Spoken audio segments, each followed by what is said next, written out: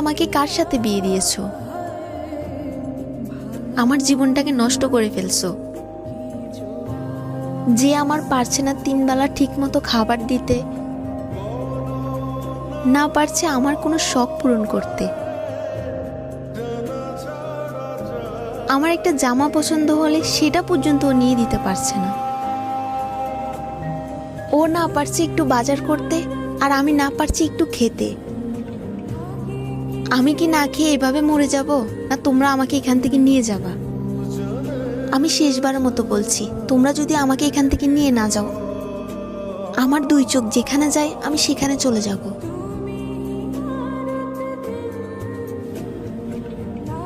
কার call ছিল? আম্মুর call ছিল।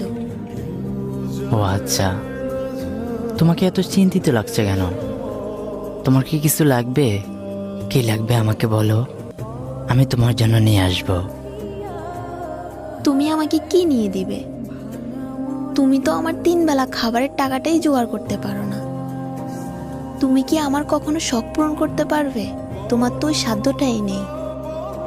ও আচ্ছা, আমার সাথে থাকতে মনে হয় তোমার সমস্যা হচ্ছে, তাই না?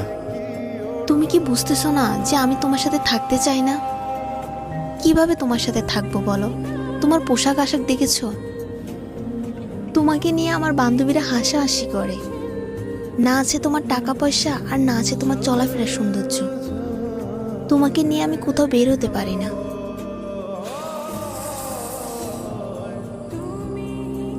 আমাকে নিয়ে তোমার এতই সমস্যা,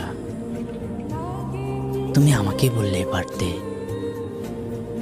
তুমি তোমার মায়ের কাছে কেন আমাকে ছোট করলে? আচ্ছা বলো তো, তোমাকে আমি কখন না খেয়ে রেখেছি? বরঞ্চ আমি না খেয়ে তোমাকে খাওয়াইছি। হয়তো তুমি প্রতিবেলা মাছ মাংস দিয়ে খেতে পারোনি, কিন্তু তোমাকে তো আমি না খেয়ে রাখিনি। আর তুমি আমার পোশাক আশাকের কথা বলতেছো। আমি যদি একটা ভালো পোশাক পরি, তোমাকে একটা ভালো পোশাক পরাতে পারবো না, সেটা ভেবে আমি কখনো একটা ভালো পোশাক পরিনি। আর টাকা পয়সা ইনকাম করতে কতটা কষ্ট তুমি আমার জায়গায় এসে দেখো।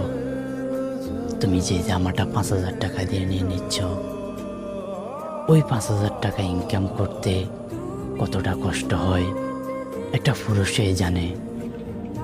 আচ্ছা একটা কথা বলবা, একটা পুরুষ সব কিছু বিসর্জন দিয়ে একটা নারীর মুখে হাসি ফোটাতে চায়, নিজের স্বপ্ন পূরণ না করে তাদের স্বপ্ন পূরণ করতে চায়, নিজের সব শখ বিসর্জন দিয়ে তাদের শখ পূরণ করতে চায়। তাও কেন সবশেষে নারীরা বলে যে তুমি কোনো আমার শখই পূরণ করো না? আমি জানি না কি করলে তোমাদের মন পাওয়া যাবে।